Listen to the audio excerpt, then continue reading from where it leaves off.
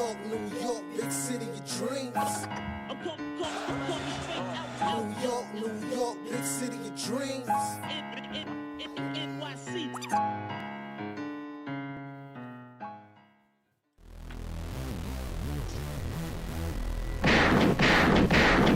What's going on? This is Jay Ellis from the Nick of Time show here, giving you that Knicks talk just in the nick of time. And the Knicks win 4 straight and beat the lowly Wizards 121-105. There is no such thing as a trap game for us. On a back-to-back, you still can get smacked, all right? That's what happened today with our third home, because Brooklyn is the second home, Wizards is our third home, and we got the Magic as our fourth home. But the Knicks win 121-105. All right, let's get to these stats. Randle gives you 39 points, 7 rebounds, and 5 assists. Jalen Brunson gives you 33 points, 8 assists, and 3 rebounds. Hartenstein gives you 8 points and 19 rebounds with 2 blocks. 10 points from Dante, 9 points from OG, 27 assists from these Knicks, and another victory. The Knicks are now in the 4th seed in the NBA.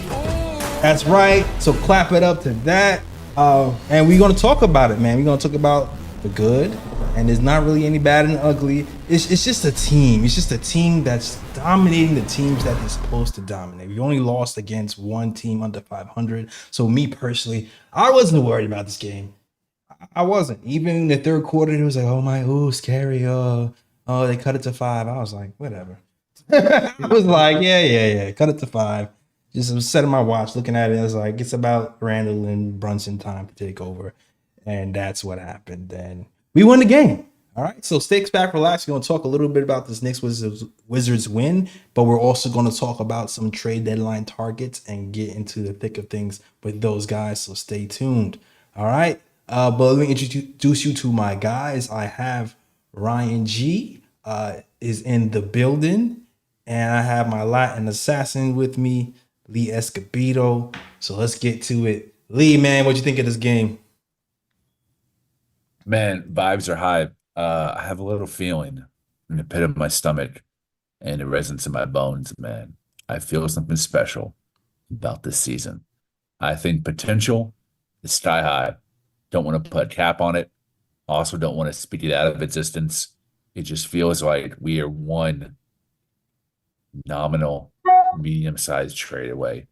I don't think we're finally at a place for the first time in my entire Knick fandom where we don't need a home run trade. At every point of me rooting for this team, especially during the bad years, we've always needed a superstar.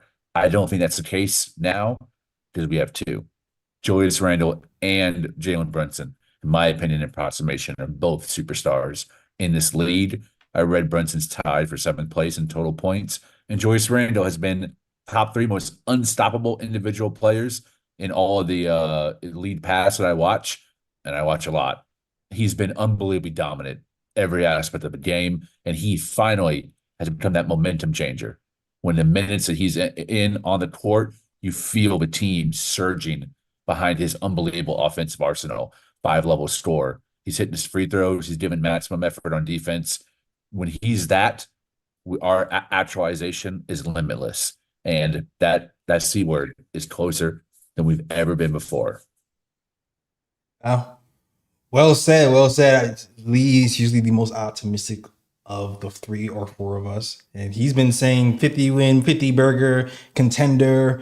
I definitely believe, for me, I'm more solidified in believing that Brunson is that superstar guy. But when I look at Julius Randle, I see superstar potential, and he has all the Thanos gems in his arsenal, but he needs that last Thanos gem to take over the world. When I'm talking about Julius Randle, he needs that playoff gem. Once Julius Randle can do something like this in the playoffs, then he will be solidified as a guy who can be a superstar. Because you have to be a guy who is going to appear in big moments, and he's done that. He's done that during the regular season, like versus like Miami or the Celtics during the regular season. But when the stakes are the highest and the games are the tightest, that's when we want Julius Randle to step up. I believe he can do it. His mindset has been different this year. He looks a lot calmer. Maybe it's the haircut. Maybe it's his children. I don't know. But this is the year for him to ascend to that level. And I hope he does. Ryan G, what are you thinking about this game? What are your thoughts? Well, the Knicks did what they had to do. They stood on business, and that's exactly what they did. There wasn't really a lot of bad in this game. In the third quarter, the Knicks allowed the Wizards to get back into the game, allowed the Wizards to get into transition, and the way the Wizards like to play in transition, they like to space the floor. They don't even go to the basket to go get the easy two or whatever the case may be. They like to space the floor and get their three-point shooters out on the perimeter on the fast break. And for that maybe a 6-7 minute stretch in the third quarter where they were making that run, the Knicks were allowing them to get on the fast break, and they were able to knock in some threes because they do have some good knockdown three-point shooters in transition. And Kuzma, Kispert, Avdija, even though Poole's having a down season this year, he could still knock down the open three as well. And those guys were just draining threes, but then the Knicks regrouped. They slowed the game down because they realized that in the half court, the Wizards can't do much. Yeah. The Knicks slowed down the game, got it back in the half court. And once they did that, they were able to increase the lead back up and win this game. I do think that zone defense is going to be an issue based on this game, and I do foresee teams trying to implement a bit of zone against the Knicks to see if they can try to slow down their offense, and the Knicks are going to have to operate better when teams do put the zone against them. But besides that, Knicks did what they had to do. The Wizards are a bad team. The Knicks went into Washington, smacked them like they're supposed to do, and that's that. But I do want to see a bit more aggressiveness from OG because I do feel like he passed up a lot of shots tonight. And I don't know if it's him trying to still get acclimated to the offense or it's him just trying to not trying to step on anybody's toes and just, passing the ball, to his teammate trying to create shots for others. But I do want to see him get a bit more aggressive. And I feel like over time he will get more aggressive and look for a shot more. And when he's in those situations where he's able to create his own shot. But besides that, this was pretty much a good game for the Knicks. We all pretty much knew that going into Washington, the Knicks were going to win this game 99.5%. Yeah. It's just like, we're going to win this game. That's why we have other things to talk about to prepare you guys. But as far as the zone issue, I don't think it's going to be an issue for long.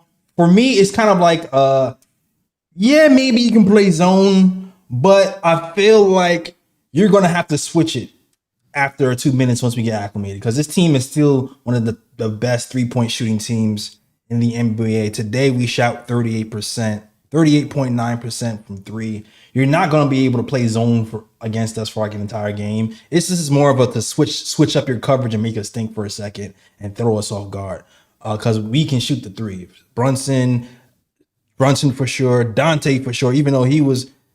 It's funny, his off is still on. He shot 40% for three.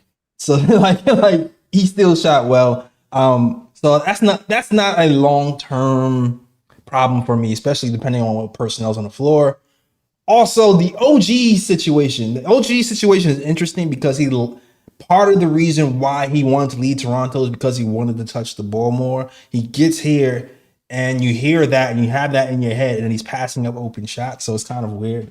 It's like, wait, I thought you wanted the ball. Like, shoot it. Like, what are you doing? But at the same time, I like his unselfishness. At the same time, we got 27 assists, and he's one of those ball movers. 2 assists from him. But at the same time, there's a few open shots you have to shoot. Like he had a midi that was wide open. Sometimes he's open on the corner. Sometimes he passes it up. We brought you here to shoot and play defense. Definitely have to shoot your open shots. Follow the path of Miles McBride the other day and just let it fly. That's how I see it. Facts. That's how I see it. For me though, what this game is what I'm seeing from this game is the new identity of the Knicks. New identity of the Knicks really seems to be we're going to beat you up and stop you. and we're going to force turnovers. And because we force turnovers, we're going to get easy baskets. So to me, that's been a staple for these 4-0 stretch by these Knicks.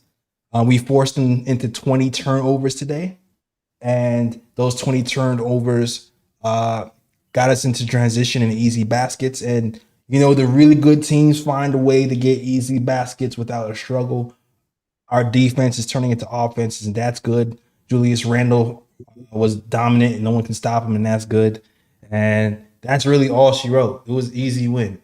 The only other thing I'm really looking at when it comes to this game is the second unit and how they operate with Miles McBride and Quentin Grimes with their newfound minutes. So I don't know if you guys have any thoughts on what you saw from those guys tonight. I'll say this. It wasn't the same impact that they had the last game versus the Sixers, but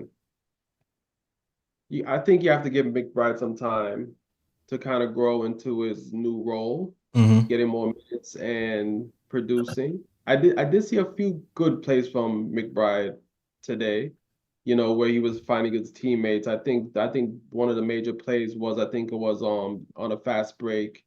He was driving to the basket and found Randle for the easy two. Yeah. So, he did make a good few plays. He did make a couple good plays today, and also like that putback slam he did towards the end of the first. Oh yeah. Oops. Yeah. He yammed it on somebody's head. Yeah. To the point where the Wizards got booed after that. Exactly. So, McBride, he's showing some flashes, and I think he does deserve. I think you just need to give him a bit more time to get acclimated to his new role. And Grimes, he had an okay game today, only 15 minutes, 2 of 5 from the field, 6 points. Didn't have the same impact as he did yesterday, but I think with both McBride and Grimes, I think the thing with them is just consistency. They need to get to a point where they need to produce consistently. They can't have games where it's like, okay, one game is like 19 points and then the next game is like 6 points, then the next game is like 20 points. It's gonna have to get to a point where they're gonna have to be more consistent, but I think it's gonna take some time for them to grow into their roles and become consistent with their production. I agree. Go ahead. I might counter a little bit. I think that the consistency of Randle, Hartenstein, and Brunson really matters. But I think that's what's so good about this team. A top 3 element is depth. We can actually go one game when McBride is on fire from 3 and hits 4 of them to a game where he really has no impact, and we still blow that team out by double digits. We have 2-man depth at just about every position right now, but center with the absence of Mitchell Robinson, and point guard after trading Emmanuel quickly. So we can sound up the center position, figure out, is it Precious? That's who I think the role should go to, or is it Jericho Sims? Now that he's working his way back, that'll sure up that at the 5, and then the point guard. We'll have a discussion later on about which one of the available players is the best fit for what we need.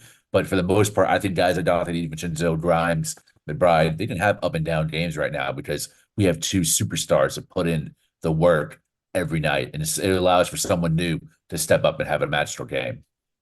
Yeah, they can for sure.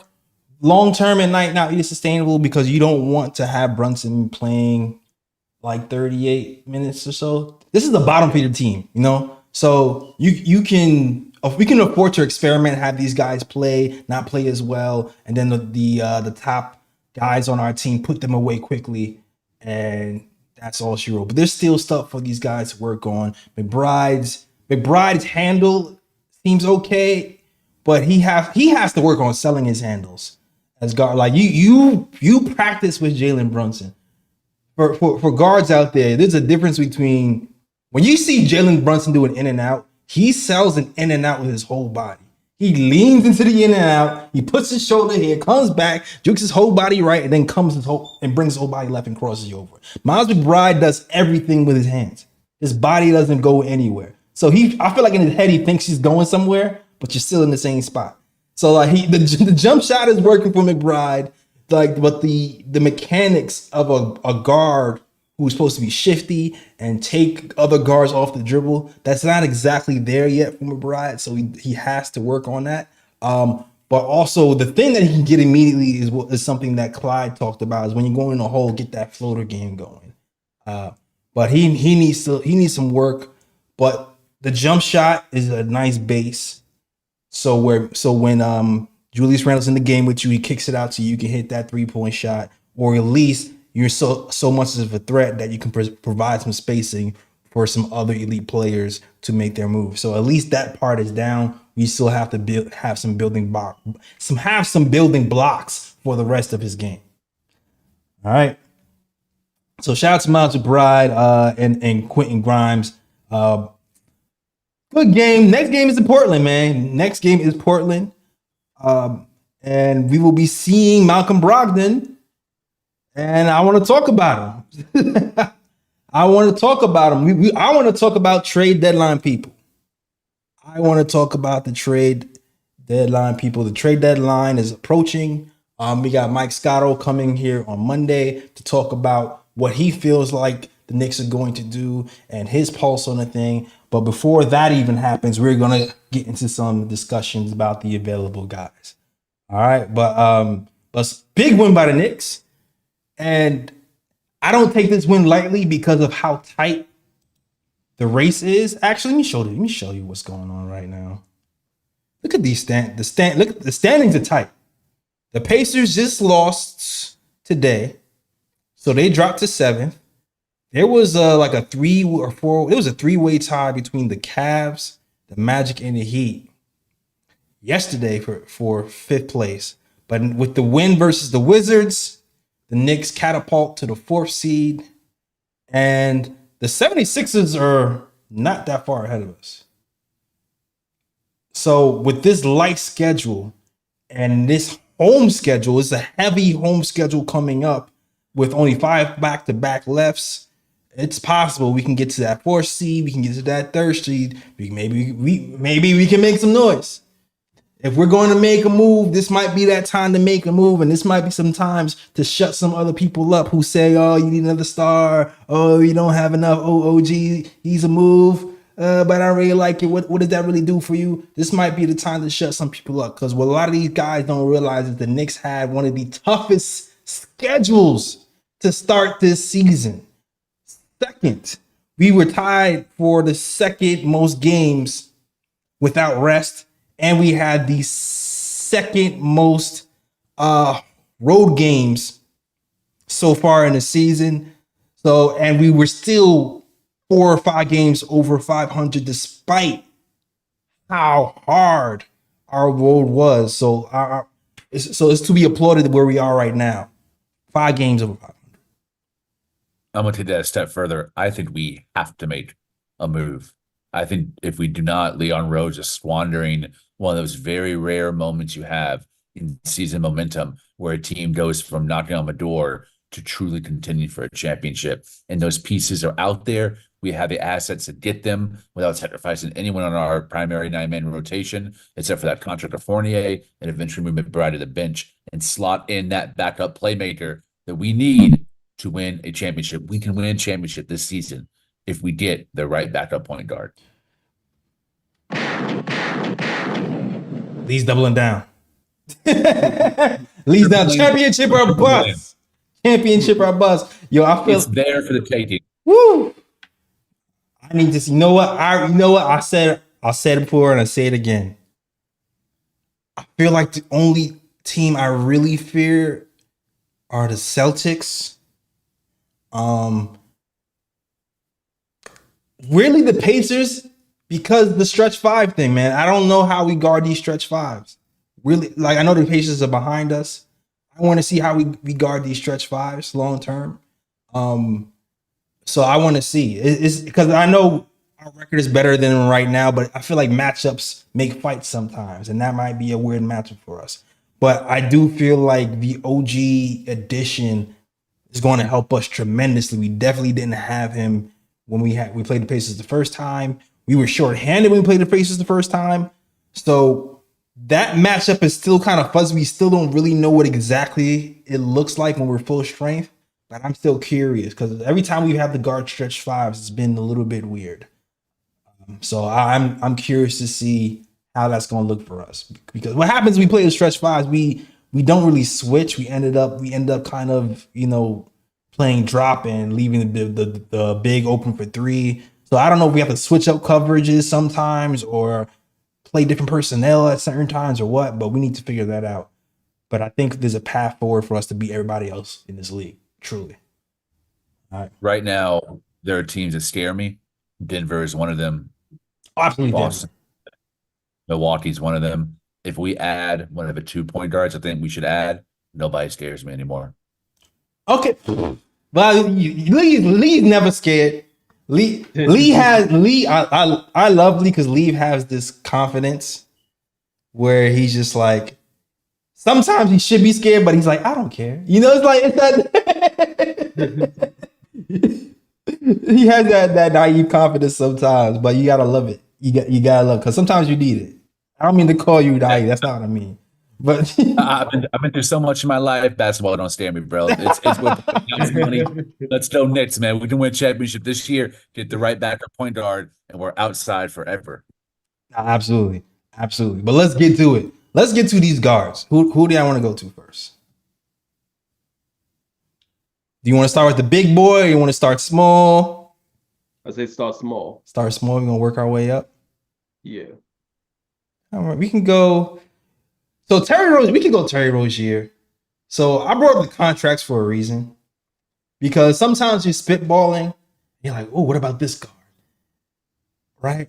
So when you're thinking about who you want to add as a backup point guard, there's a few things that you want to keep in mind, right? You want to keep in mind, A,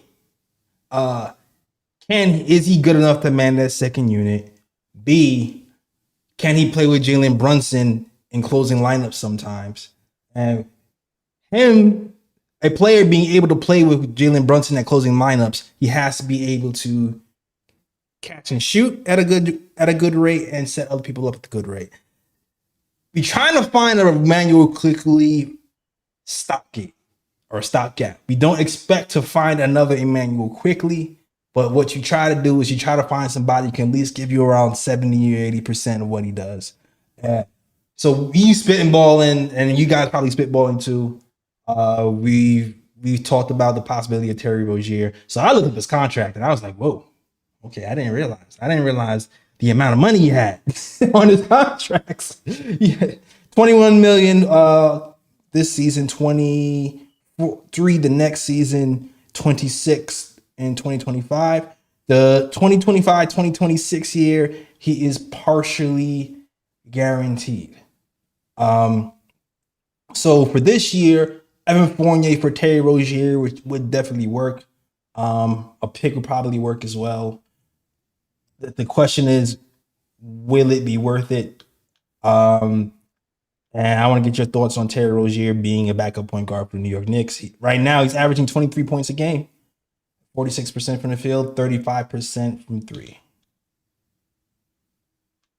What are your thoughts? Who wants to go first? Go ahead. I'm gonna do each one.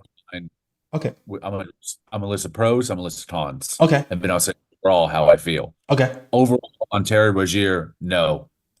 What he does give you, moxie. He's got that dog in him.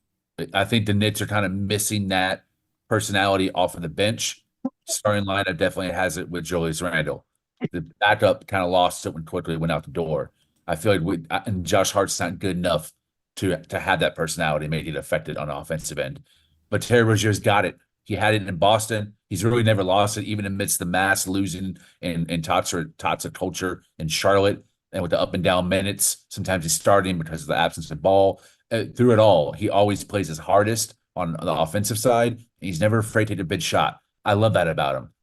Problem is, he's horribly inefficient, both at the rim and from three. And one of the things that I haven't really cared for about Terry Rozier is every time I see a meme or a listicle online or on Twitter, it's like the worst finishers or the worst at catch and shoot or any type of metric that's quantifying players at the top 10% of percentile. And the worst of, he's always on that list. Yeah. Also being one And too small, he's not a great pairing with Brunson. He's also, at best, when on ball. That also doesn't work well with Brunson. Jay Ellis are going to be the catch and shoot numbers, especially on the 3-point line. I don't know those. But even like my gut and the eye test says that's not the right pairing for Jalen Brunson. Overall, no. What you thinking, Ryan? I generally agree with Lee. I don't think it's a great fit. He's definitely a talented point guard. I do think that he does provide a lot of scoring, and he would be my only concern with Rozier is I do think he's a starting point guard. Mm-hmm. I don't know if he would be content. I don't know if he would be content with the bench role, and you could have the option of starting him next to Brunson and stagger minutes and have him play with the second unit. But at the same time, I don't really see Rozier as the ideal backcourt mate for Brunson if you go that route as well. Yeah. So I'm not really sold on Rozier. And then on top of that, his contract is a bit expensive. And yeah, I'm just not on board with Rozier.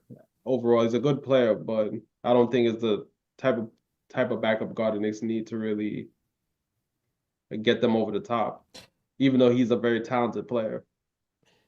Yeah, if Steve Mills was here, he'd probably try to trade him. That's a fact. That's a fact. But the Knicks are trying to offer Emmanuel Quickly $20 million. So when I saw the number 23 million, 26 million, I started thinking, you know what? I don't see the Knicks going this route, knowing the cap they were willing to offer Emmanuel Quickly, and he exceeds that cap. When it comes to the shooting numbers too, you know what? The rim numbers don't scare me as much. And I had this conversation with Lee on our group chat. Rim numbers don't scare me that much if you can shoot elite in other areas, right? Because we have Dante, who's elite 3-point shooter, doesn't really shoot that well at the rim. Emmanuel Quickly didn't have great at the rim numbers, but also he didn't really go all the way to the rim on most of his drives. He would stop at that short mid a lot of the time and get to a floater. So when I'm looking at Terry Rozier's numbers in the short mid and the long mid, they're good, they're good. 69th percentile, 67th percentile. So that doesn't really bother me. 3-point shooting, catch and shoot shooting might be the real issue. He's shooting 40% in non-corner threes, which isn't bad. But when you go to the catch and shoot numbers, which is what you really need to have when you're playing next to Brunson specifically, his catch and shoot numbers, I have it written down. I don't have a graph for this. Is 32% on catch and shoot. And a little bit better on pull-ups, 37% on pull-up threes. So for me, that might be a little bit too low. He might be okay off the bench if he's the guy shooting on those pull-ups, but next to Brunson might not be that guy. And we need playmakers next to Brunson at points. Not necessarily the whole time, but at points to give Brunson some rest. But unless you're just having Hartenstein do some playmaking sometimes, like we've seen versus the 76ers, then maybe it could work. But so after doing some digging, it's a no for me, dog. I'll pass on Terry Rozier for sure. Which brings us to who else we talked about? Jordan Clarkson. Ooh. His numbers are interesting. What do you think about Jordan Clarkson? Absolutely, hell yes. He's my number one choice. I am all in on this. I think I'll probably even go as far as maybe overpaying a little bit to get him on the team. Bona fide sixth man of the year.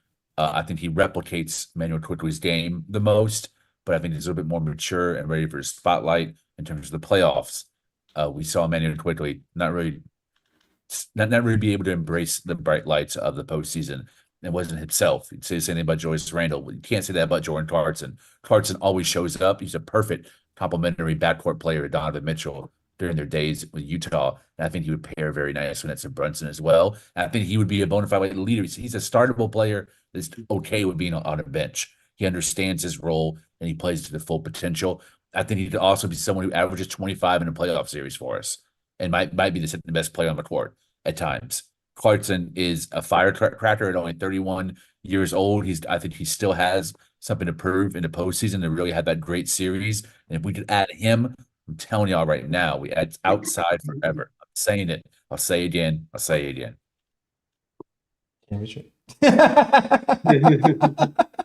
Bad. I just bad. He's 31, so we can't have him for a real long time.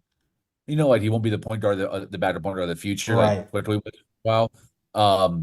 And defensively, he's not great. He's not going to be able to guard the point of attack like Emmanuel quickly either. He also doesn't have that high upside where he's got long reach or he's really good at guarding posting up point guards. He doesn't have any of those intangibles in his defensive game either. So I'm not going to call him a traffic cone, but he might have some deficiencies there. Now, what you thinking, Ryan G? I'll say this about Clarkson. It's one of those trades where it's like, if the Knicks were to get him, would I be upset? No. Is he my preferred choice? No. His shooting numbers does concern me this season because across the board he is down in his shooting, but on the positive side, he's also increased his facilitation this season. He has been passing the ball more and finding his teammates more for open shots and things of that nature. So I think that is a positive to his game. Like Lee said, the positive about Jordan Clarkson is he is a starting caliber player and he is okay with the bench role because that is the type of player that he's been for the majority of his career. So in that way, he is similar to IQ. But, defensively, yeah, he's not that great. And offensively, it's just a shooting that concerns me. If he was shooting like his normal self this season, I'd be more on board with it. But just the fact that his shooting numbers are poor across the board this season has me a bit hesitant. But if the Knicks were to get him, I wouldn't be against it, but he's not my preferred choice. Yeah, I hear you. It's interesting about the shooting numbers because he's not finishing well at the rim this year. I'm not sure what that's about. This is like his lowest year finishing at the rim, 7th percentile at the rim. His 3-point numbers aren't good as well. Like the catch and shoot, 32%, pull up 28%. He's a mid-range guy. He's gonna be in that mid-range and he's gonna kill you in that mid-range. For me, like when Utah when you evaluating guys and they're on sucky teams, it's really hard sometimes to figure out what's real and what's not. Because sometimes when you're in a losing situation for a long time, it kind of weighs on you. Like, the team's not going anywhere. You lost 10 in a row. So you're just kind of just like, all right, I'm going to go for mine, or I'm going to check out here, check out there. And if you get traded, you can be reinvigorated. So some of his numbers are down for sure.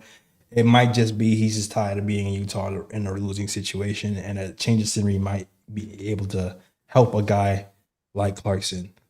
But as far as the shooting, though, three-point shooting was never his thing, really. So I don't expect that to magically open up. But that dog, that fight, that guy who's going to be like an alpha on the court, he has that. So it would be nice to have somebody like that on the squad. But I'm so on Clarkson. I'm so on Clarkson. All right.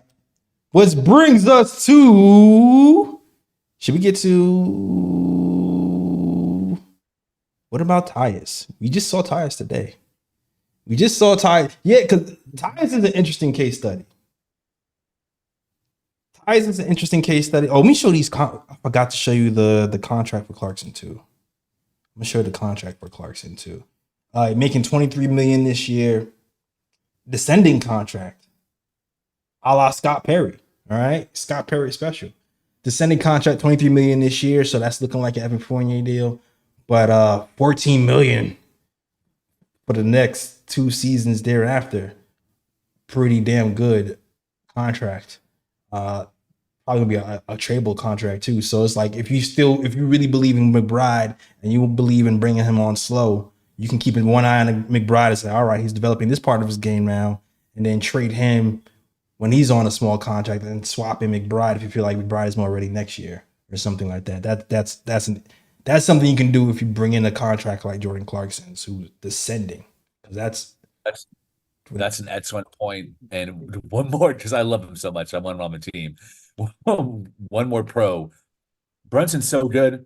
If Clarkson's off, if he's chucking, if he's shooting inefficient, you can bench his ass and let Brunson finish the game. Because that's one of the benefits of us having so much depth. It's not do or die with Clarkson. But I think the pros outweigh the cons with him offensively, even though those stats told the whole truth. He's a horrible corner three shooter, like 11%. I think I saw for this year. That's like no. Okay, this is the 11th percentile. He's not 11% shooting.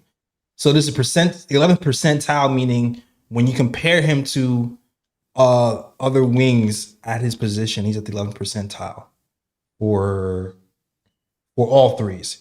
But he's shooting terrible. He's shooting 28th percentile for corner threes, but overall shooting 36% from the corner three. Now, 35% used to be average a couple of years ago, but now the league has progressed where 35% is now it's starting to be low. It's interesting, but he's 36% in the corner three. I hope I explained that correctly or clearly. All right, cool. Let's get to Tyus Jones, because Tyus Jones is an interesting case study as well. Because Tyus is a guy. Shout out to, I forgot the name of the Twitter who mentioned this. He's another Knicks podcast guy. I don't think he's on YouTube. I think he's on SoundCloud. But Tyus is a guy who's been the backup for the Grizzlies for a very long time. And every time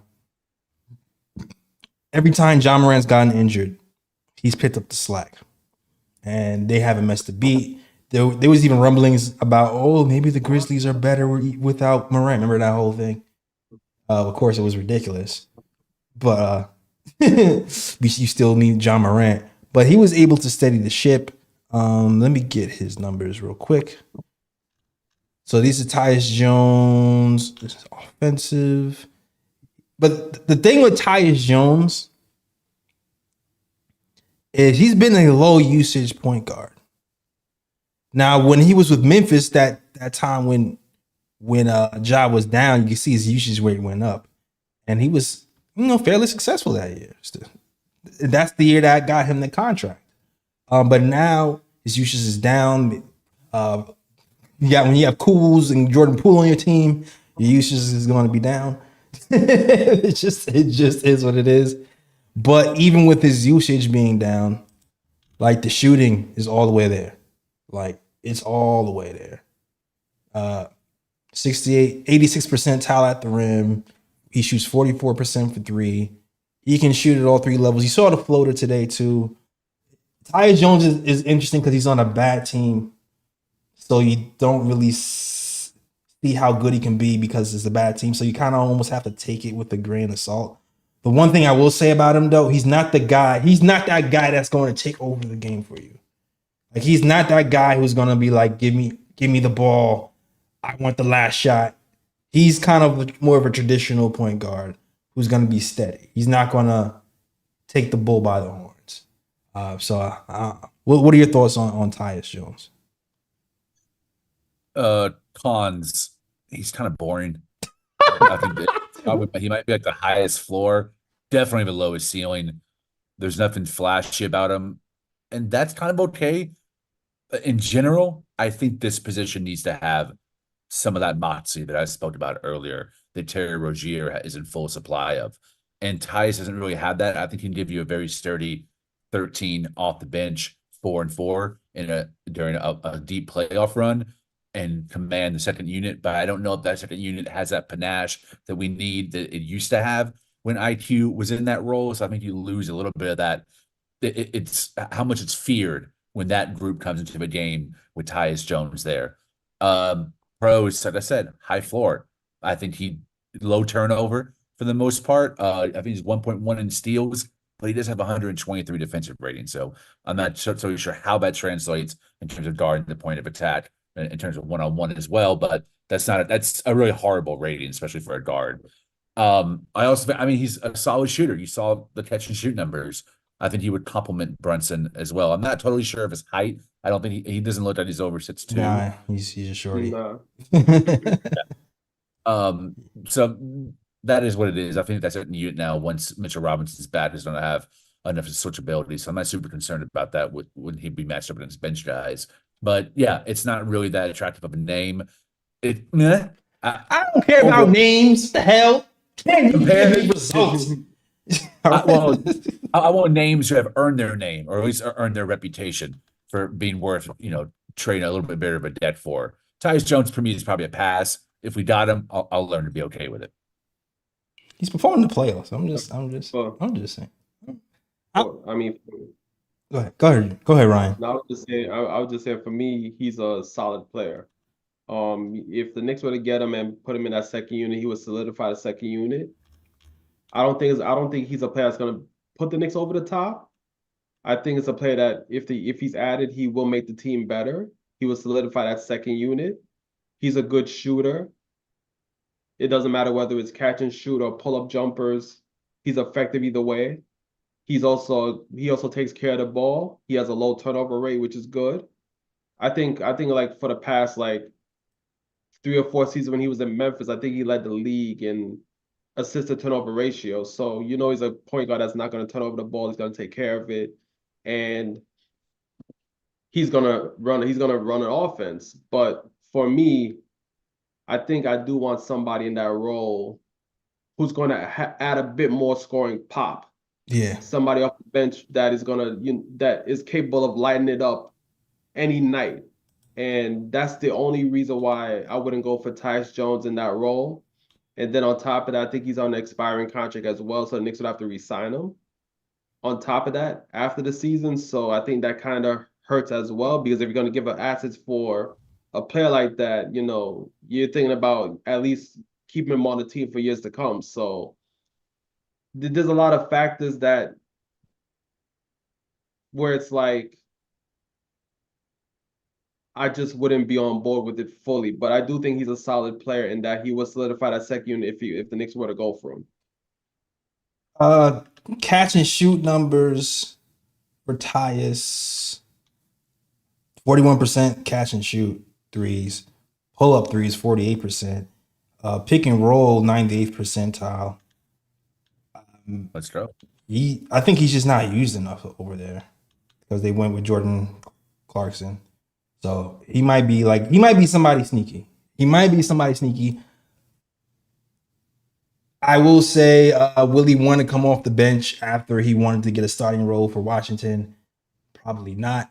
But considering how his season has gone this season in Washington, he's a $14 million player this year when he's expiring. I can't imagine him commanding a large amount of money next season, considering the lack of success with Washington.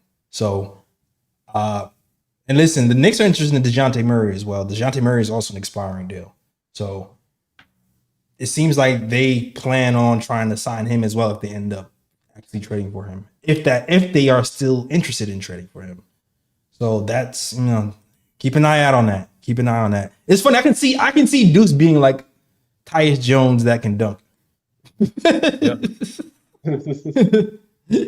If he develops correctly. But I imagine Deuce being Tyus Jones with hops.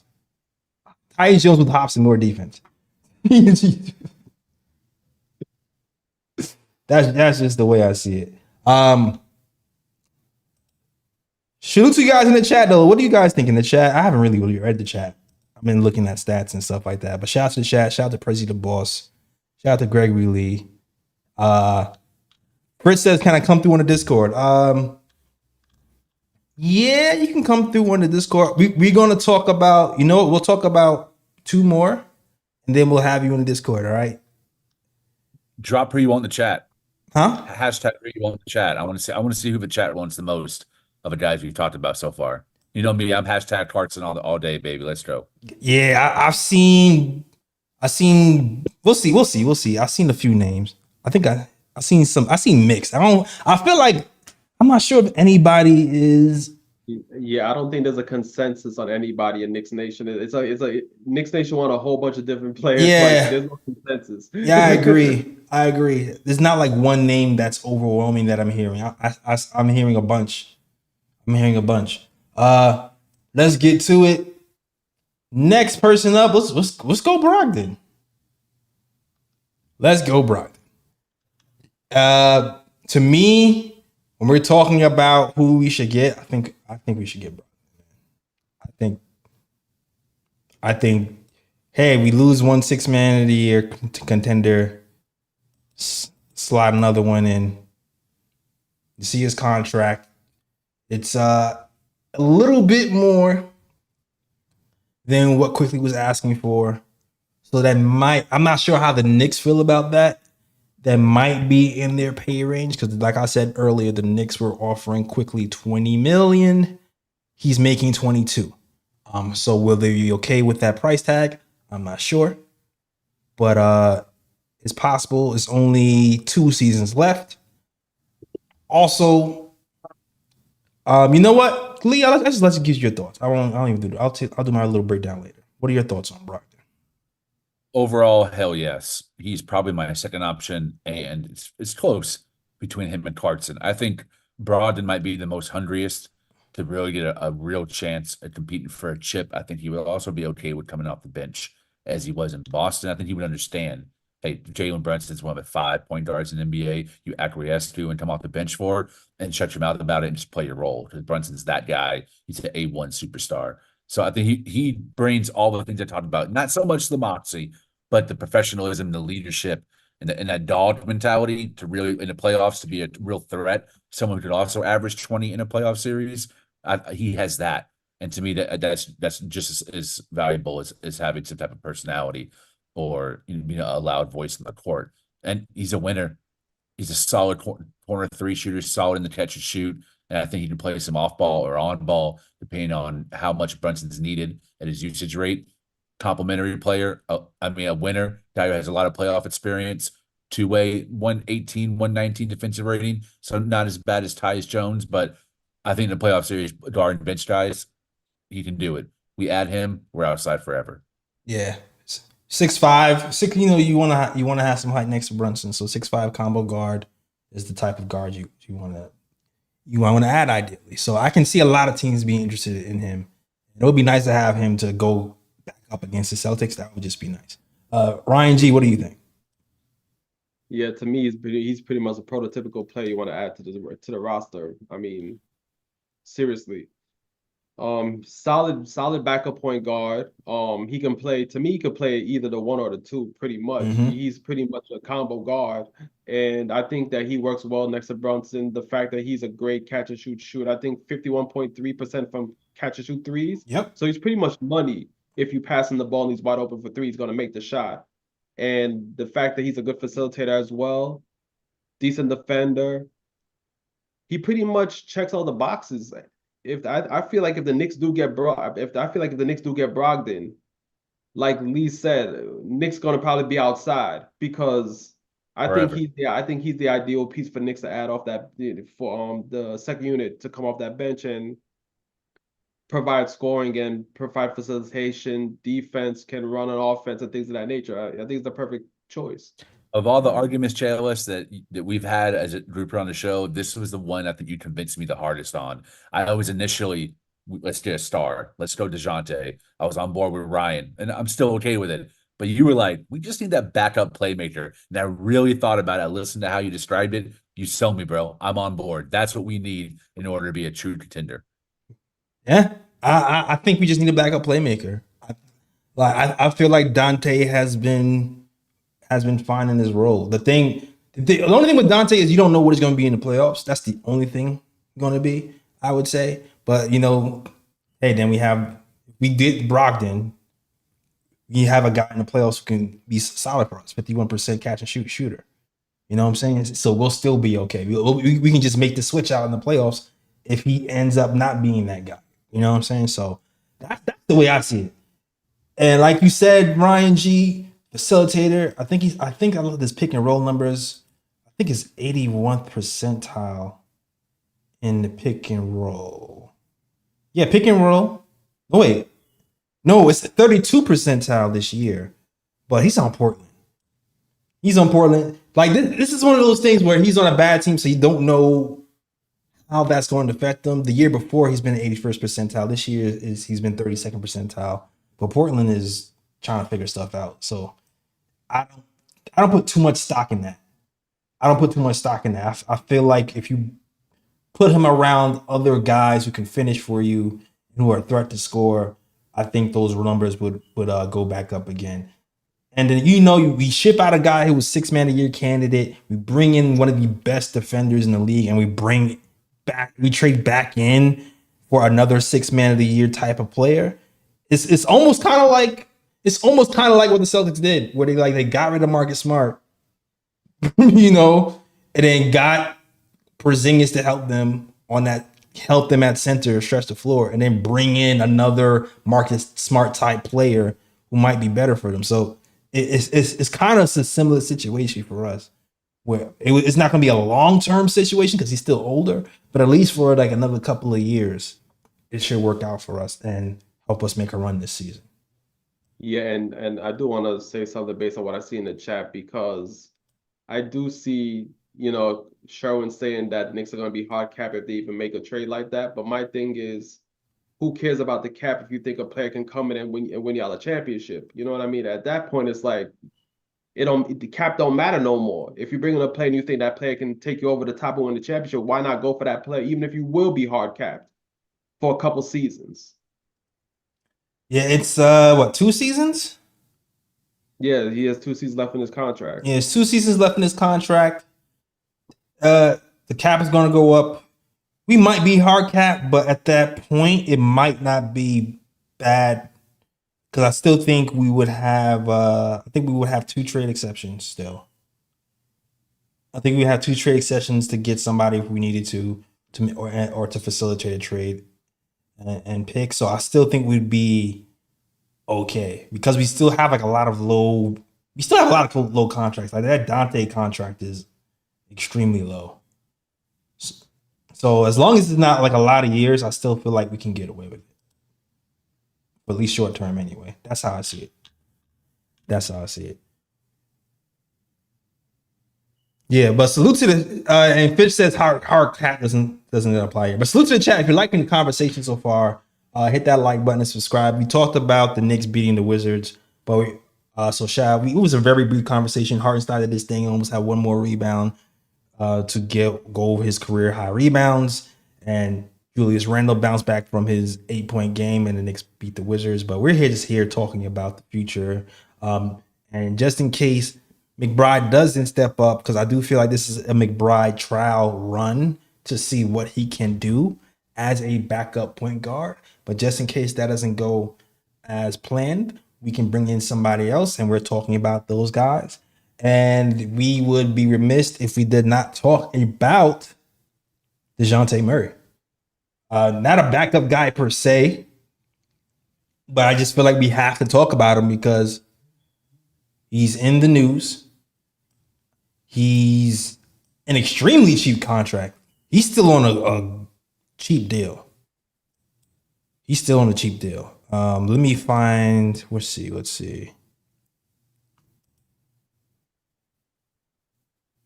Yeah, he's on a $17 million deal. It's expiring. If the Knicks make this move, we're gonna have to re-sign him. Not sure what he's looking for to be re-signed for. But this might be another reason why you might scratch your head about a move like this, because how much is he really worth? I guess, and how much money does he want? But there's some pros and cons to his game. It's funny because he was brought to the Hawks because Trae Young is not a good defender. So you figure you put Dejounte Murray next to Trae Young, it would shore up the defense and they would be fine. It hasn't exactly worked like that for the Hawks. Hawks fans saying his defense has been a little bit shaky. But then you also see clips of him stealing the ball a lot. So it's been a real mixed review. You've also seen people kind of say that he can't defend guards that are bigger than him, and he's having a problem guarding those guys. But you just wonder with the Hawks, because the Hawks never really been good defensive teams. So you wonder if you put him with a Tibbs, does that change his mindset? Does he become more disciplined? Does that bring him back to what we saw when he's with San Antonio, when he was like all defense? So this is going to be an interesting conversation. Lee, what do you think about Dejounte Murray?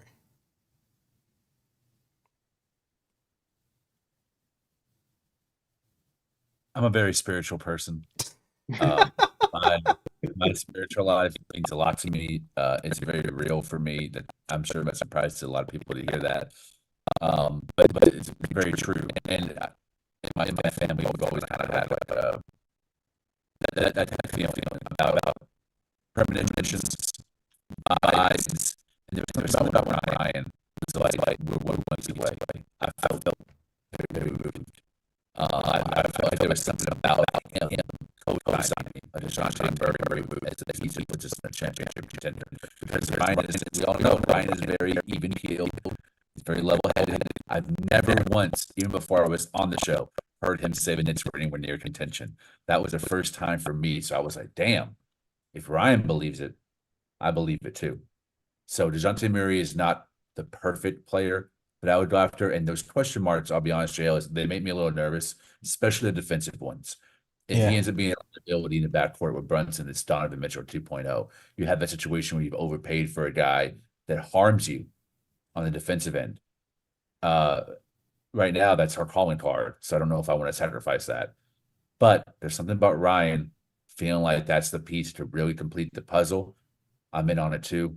I'm okay with the Knicks going after him. I just would like to get another player replacement if Grimes is sent out, someone else to kind of like make sure that we have 9 guys that are really consistent we can win and reign with.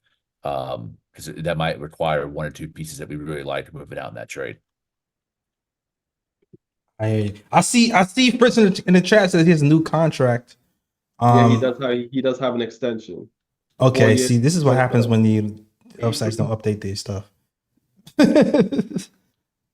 I'm looking for the new contract as we speak so I can show you guys. Sorry about that.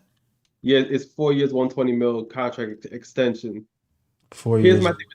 Here's my thing with Dejounte Murray right now.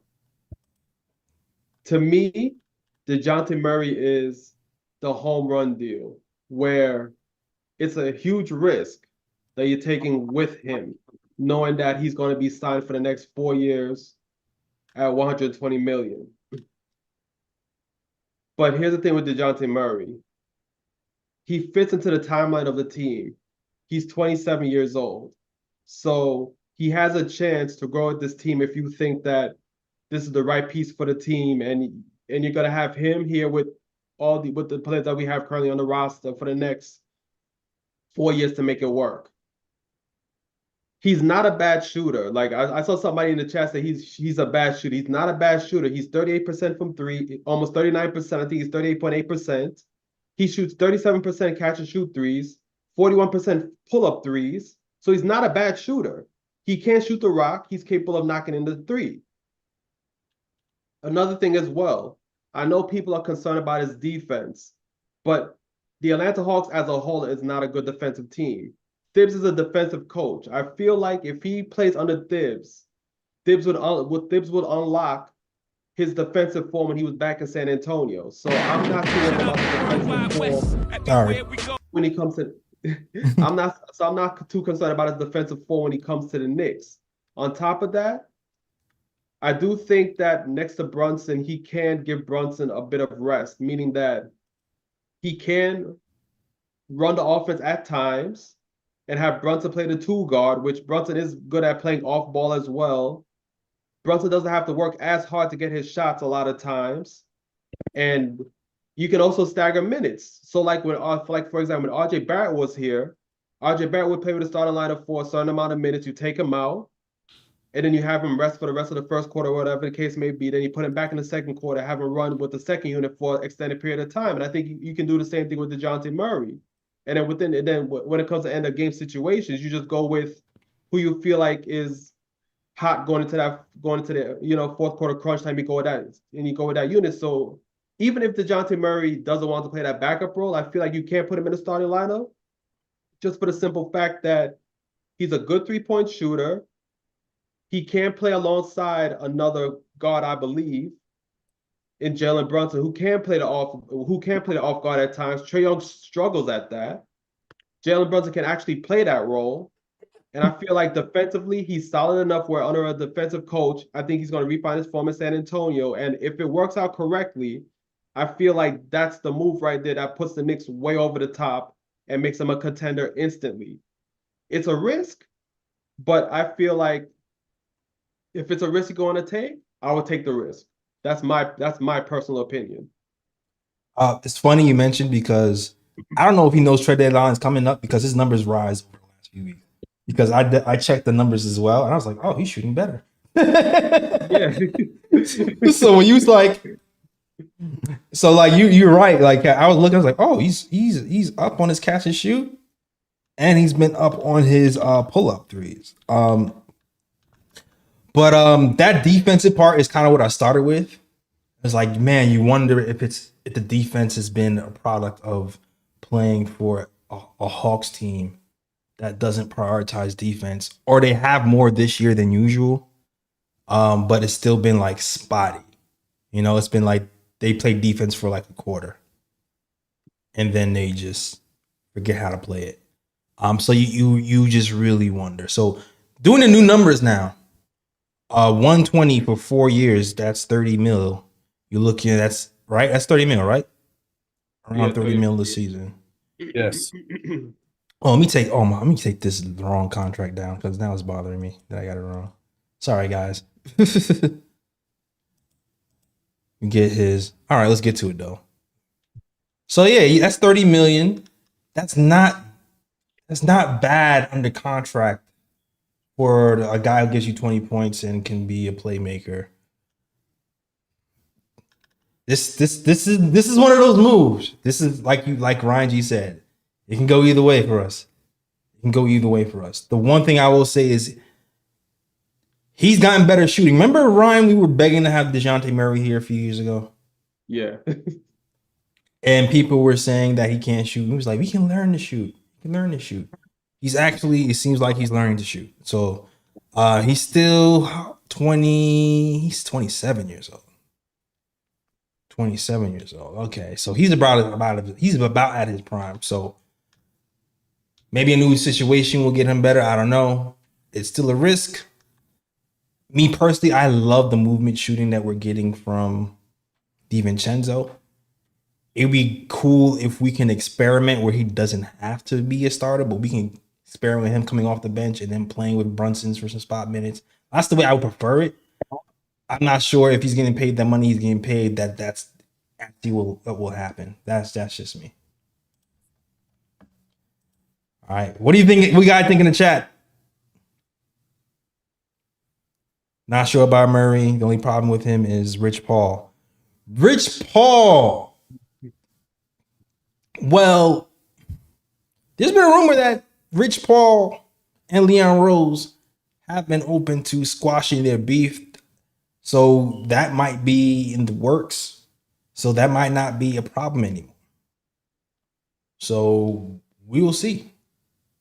Yeah, then on top of that, I think we all agreed on Brogdon as well. Brogdon is clutch sports. So in order for the Knicks to even get Brogdon, that beef between Leon Rose and Rich Paul got to be solved. Absolutely. And that's another thing too. If we get Dejounte Murray here and he comes off the bench, they're never sending another player here again. They're never sending another player here again. After what we did with Cam and that whole situation, where you had like 25 players injured, and then Tibbs looked over and put in like a G League guy over him. Like, yeah, another clutch player would never come here again. But whoo, this decision is It's weighing, man. This is a tough one. This is a tough one. All I'm saying is if the Knicks are willing to take a risk, that's a play I take a risk on, based on availability and who's out there on the market. That's the risk I would take if I'm in the front office. But I'm not in the front office. I don't run the Knicks, so. Because he has the highest playmaking upside out of anybody we talked about. Because he averaged 9 assists in a game with the Spurs, and it was a good rebounder. But he's a combo guard by name, but you wonder if he's really a point guard, not a combo guard, or if maybe he's still trying to learn that combo guard role. I don't know. This is gonna be interesting, man. This is gonna be interesting. He has the highest upside. Yeah, he definitely has the highest upside out of anybody we talked about. Like this is more of a swing for the fences move for sure. If it works for a dynasty.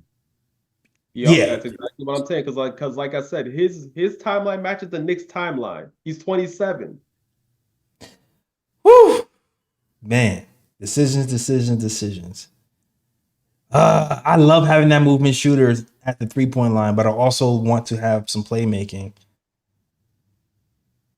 Will the playmaking outweigh the movement shooting that we've gotten? Because we have one of the best shooting backcourts in the NBA right now. And it's like, do I want to give that up? I don't know. What do you guys think in the chat? What do you guys think? $30 million a year for Brogdon. It's probably gonna be Grimes. It's probably gonna be a combination of Grimes, Evan Fournier, and a pick, I would think. What do you guys think? Do you want Dejounte, Brogdon, Tyus, Clarkson? What are you guys thinking? Brunson, Murray, Dante is a great trio. He's on the Murray trade.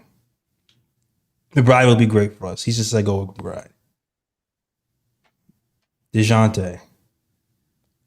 All right. I need to figure out. Okay. All right. Maybe we got to put up a poll. Yeah, that's what I'm thinking. To be like, yo, who would you rather the Knicks go for in a trade? Yeah, maybe we need to do a poll. Hold on. I feel like we can win a championship with a Clarkson or a Brogdon.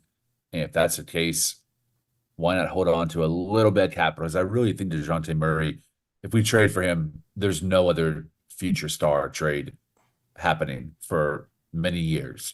Because I think Grimes is gone. Perhaps even DiVincenzo, maybe, if he's trade eligible. I'm not 100% sure on that. But Atlanta could win a lot.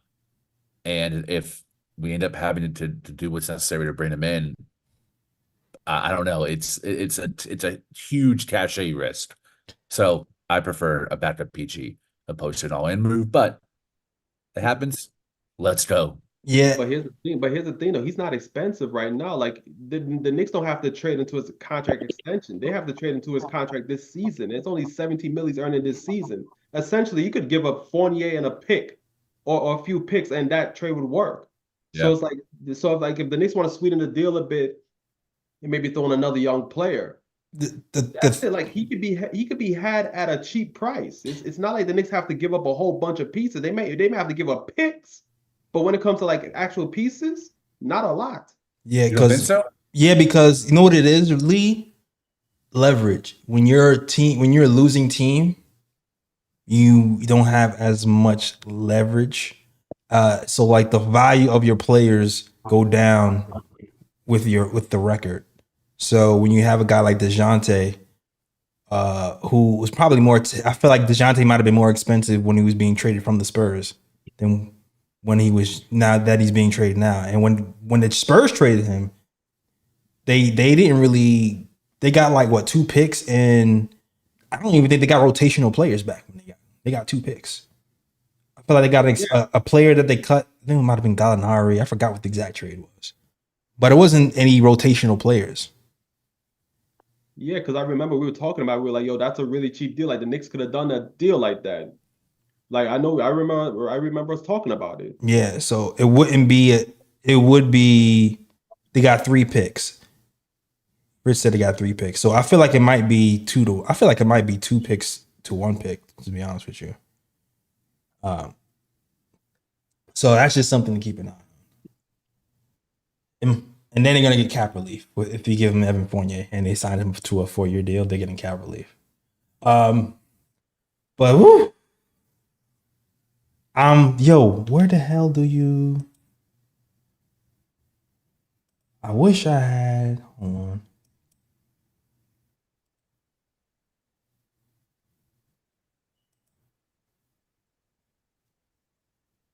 I wish I was looking for the poll stuff. I'm sorry, guys. Hmm. I was looking for the poll. But I don't see it. I really want to know. Who you guys most interested in? Who you guys most interested in? I want to know.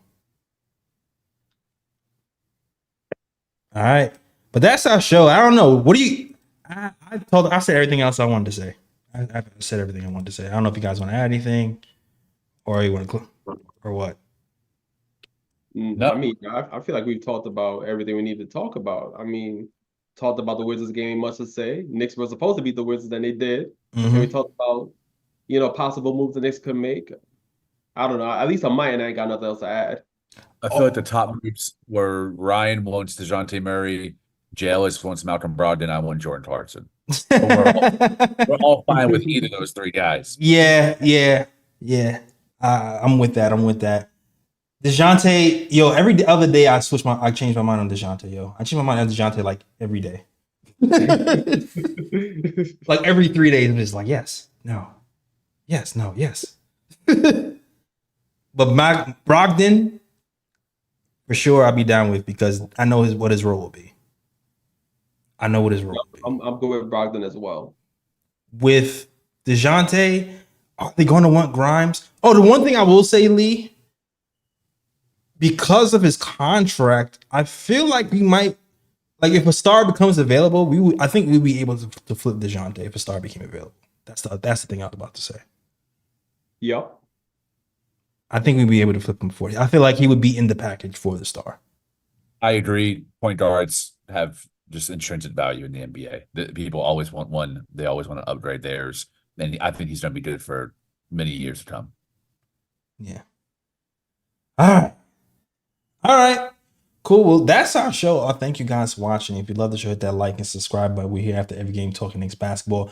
Definitely be here on Monday when Mike Scotto is here from Hoops Hype, NBA Insider. We'll be talking to him at noon. So definitely check that out. And yo, I might do like a little act. I might check out the community tab. I might ask you guys what questions you might want me to ask him. Maybe I'll pick like one question or two out the group to see what you guys want to ask him. But I'm looking forward to that talk with Mike. So hope this guys see you there. And like and subscribe if it's your first time here. And if you want this channel to grow and get more guests, and tell a friend and tell a friend. And thank you guys, man. We have a lot of people in the chat, 117. We've noticed that the interaction has been growing. The followerships have been growing. The community has been growing. The comments have been growing. The likes and subscribes have been going up. So I appreciate everybody who has been part of the growth of the KOT show. So salute to you guys. Shout out to Nick Yak. Shout out to Copper1291. Shout out to John Smith. Shout out to Coach CR617. Shout out to Mike Boy. Shout out to Prezi the Boss.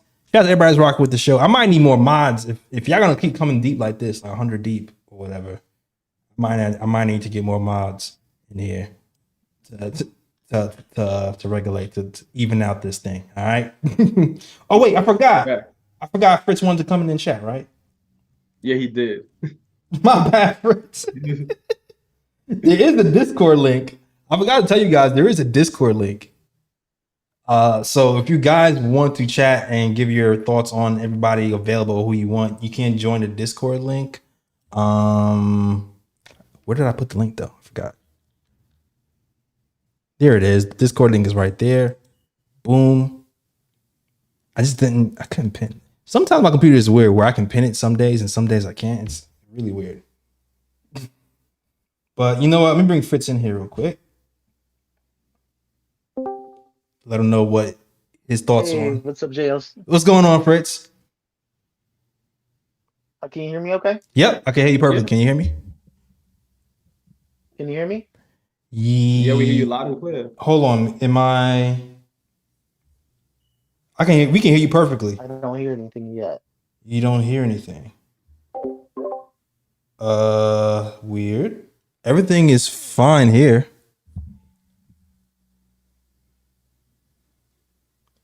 Okay, testing 1, 2, 3.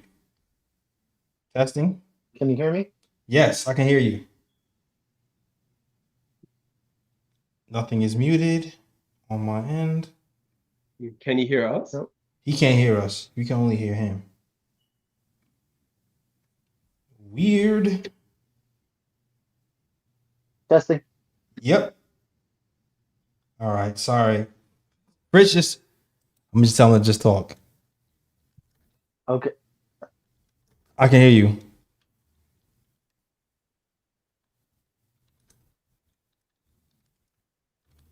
Okay. Okay. Hey, Jail. Okay. So you guys can hear me. Mm-hmm. Yeah, I think we're just in a very interesting part right now. I think with the contracts of the names we mentioned, I think the only three are like viable: Dejounte, Brogdon, Clarkson. The others expirings. I think all expirings are off the table. They really don't work for us. They can't be repackaged in the next summer, so I don't think the Knicks would put themselves in a situation where someone became available and then the Knicks are just staring and can't put a package together. So I think all those are out. Dejounte is my number one by far. Dejounte, he's definitely a starter. He's not going to be on the bench. I think you can have him and then still keep Dante, and Dante comes off the bench and still gets his time. I think that makes it great. Brogdon also works if you don't have to give too much for him. Clarkson works. Also, another name. I know we've used it in the past, but Jonathan Isaac name comes up again because he's in a unique situation where Orlando, if they cut him the next couple of weeks, they save $10 million. They don't have to pay the rest of his contract. Woo! So they cut they cut $10 million off. Man. They cut him the next week or so. So I think he might be a name that might be out there, just at a minimum or whatever, where you're not trading. So those are the names that are out there. I think the Knicks could also just get players on the margin. So players you're not trading first round picks, you're not trading second round picks. Right. So people like Killian Hayes, the Trey Mans, the players that they're not exciting, but you know what? They'll fill out the bench. You didn't give up any picks. You just swapped a couple, probably edge bench guys for it. But that's about it. What I have for those guys. All right. Cool. Thanks, Rich. Well, and he can't hear me, but thank you.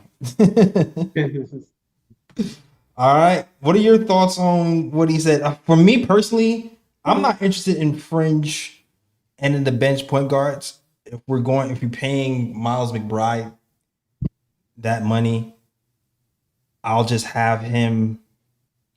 I'll just keep grooming him if we're going to sign a Brogdon. You know what I'm saying? No need to have like another. That's the way I see it. I felt like with the money we gave him, we picked the direction. That's why I felt. Yeah. Yeah, we're too close to winning it all for a French guy. I think we need someone who, honestly, we need the best player in the bench. Whoever we bring in needs to be better than Josh Hart, needs to be better than Precious, and needs to be better than Quentin Grimes. So that's not a French guy to me. That's someone who's averaging 14, 15 a game, give you 40% from three, and can play some above average defense. I agree. Jonathan Isaac is always a guy I've been like low-key interested in. I didn't really know anything about his political views.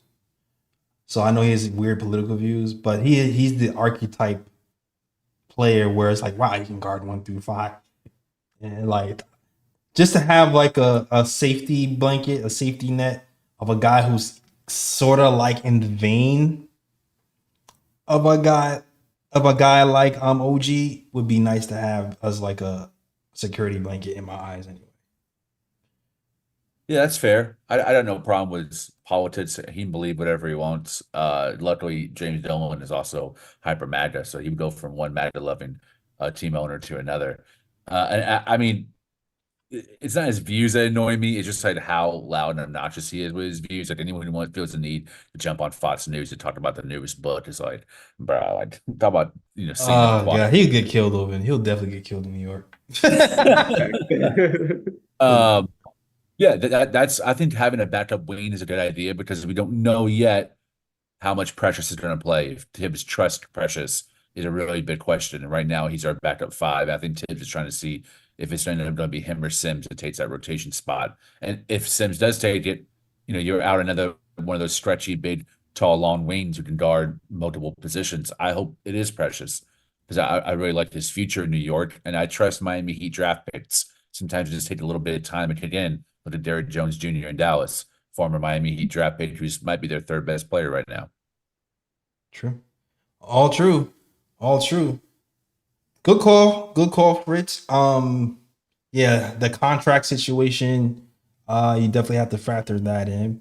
I think, yeah, me looking up Dejounte's contract and seeing it was expiring kind of thwarted my thought process. I was like, oh, they're going after expiring. So now when I see an expire, I'm thinking, oh, okay, well, they're going after a Dejounte expiring, so maybe they feel like if they can resign him, it'll be fine. But now I know that's not the case. We still have to re-sign OG Anunoby, which is going to be interesting. His numbers has been 40 million, but it seems like he's willing to cut that down to be a Knick. So we'll see what happens in the summer. Please. 40 million a year is crazy. 40 million a year is dude. I'm sorry, OG. You are great. You're amazing off defensive player. I've seen like 2 Frank on steroid comps on Twitter. So he kind of is low key Frank on steroids. It's like it kind of low key is like that. But if you're gonna demand 40 million, bro, you can't pass the ball like that. You got to shoot the rock sometimes. Exactly. You gotta take more shots. You gotta take more shots. You gotta take more shots. Yeah, take and make. All right, but great show, you guys. Shout out to everybody in chat. Shout out to Nick Yak, Glamour Nicks, Gregory Lee, everybody in the chat. If you like the show, hit that like and subscribe. We'll be back on Monday talking with Mike Scotto, talking about trade deadline rumors. All right, Lee, let them know where they can find you, sir. At Twitter @_ Lee Escobedo, LEEESCOBEDO, or just search #bum. You probably see a thread between me and Uncle Fulio today. I love my man Uncle Fulio. That's one of my main men. I just hate his takes. Yeah, that's your favorite frenemy. Yeah. Zero personal. It's all takes. Yeah, it's not personal. It's just basketball. We see the Knicks in complete opposite ways, which I love. That sounds like a great sitcom. All right. Ryan G, let them know where they can find you, man. You can find me on Twitter at RyanGKOT. You can also find me on Instagram at Sir G is chilling. Sir G is chilling. That's SIR. G is CHILLIN. All right. You can find us as well at the KOT Show on Twitter, the Naked Time Show on Instagram, and the Naked Time Show on Facebook. And you can find us after every game talking Knicks basketball. Next game is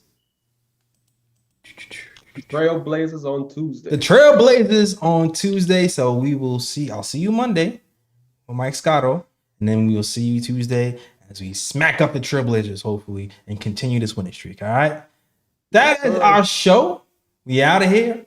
And as always, shout out the Worldwide West. Everywhere we go, we leave a worldwide mess. It's a mess out here in these Knicks YouTube streets. That's the show. What happened? Oh, you got one more thing. Oh, I forgot. Yes, y'all. Book club is still alive and well. No one worry. Oh, no one leave the chat yet. There's lights. Everyone come back. 150 people back in the chat so I can hear what book I'm reading today. And yes, someone asked me, do you really read a book a day? Yes, I do. It is my number one favorite thing to do. So the same way people binge TV shows, I binge literature. So I mentioned spirituality earlier. Me and my dad, very close. The number one thing I want out of life, more than anything else, I've been blessed to be able to accomplish a lot of things. I want to watch New York Knicks win a championship with my pops together in person. before he passes, or me, God forbid. It is the most. I've wanted that since I first got into basketball. My number one dream. So I've been reading a lot of things about fatherhood, relationships. I'm reading Cormac McCarthy's The Road, probably the single greatest piece of literature on fatherhood and relationships between fathers and sons. This book takes place in post-apocalyptic America, and a father and a son is trying to go from the West Coast to the East Coast to find the ocean and to set up home and hopefully avoid the murderers and the cannibals and the pestilence and the lack of food and so on and so forth that's going on in the world. And it's a brilliantly written, bleak book about hope and salvation and the love of a father to a son and a son to a father. So this one's for you, Pop. I love you, man. I hope you sleep sweet tonight. I'll talk to you tomorrow. All right. That is Lee's book recommendation. And yeah, you guys really wanted it and I got it. Lee never disappoints. Man, they didn't even say a bro pet. They was like, where's the book? New year, new me. I'm trying to be nicer. Huh? That's a new year, new me. I'm trying to be nicer. I focus on the butts, not the bums, you know? Got you. Ooh, pick definitely Miles McBride dunk for sure. Yeah, most definitely. I would say we could have done a few broad picks because a couple of those passes the Wizards players did in that game was pretty atrocious. So I mean, we could have done a couple broad picks, but I let them off the hook because that team's already terrible as it is. Yeah. So I'm like, I'm gonna let them off the hook. Yeah, Jordan Clarkson. Never mind. I'm just leave him alone. He's down enough. he's down bad, man. Sheesh. All right, that is the show. We out of here. And yeah, as always, Shout out the worldwide West. Everywhere we go, we leave a worldwide mess. it's a mess out here in these Knicks YouTube streets. That is the show. Shout out to my girls next to OnlyFans. We out of here. Peace. York, New York, big city of dreams. New York, big city of dreams.